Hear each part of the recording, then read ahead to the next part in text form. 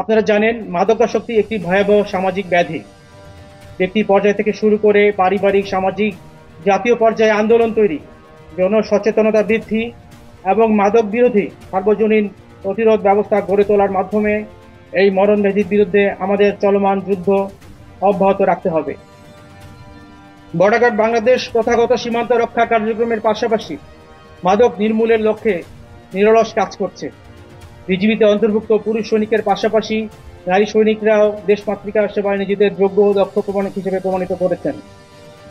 এই বাহিনীর প্রতিটি সদস্য সদা সর্বদা একনিষ্ঠভাবে কাজ করছে এবং ভবিষ্যতেও অভিষ্ট লক্ষ্য অর্জনে সর্বোচ্চ ত্যাগ স্বীকারে প্রস্তুত রয়েছে বলে আমি সকলকে আশ্বস্ত করতে চাই।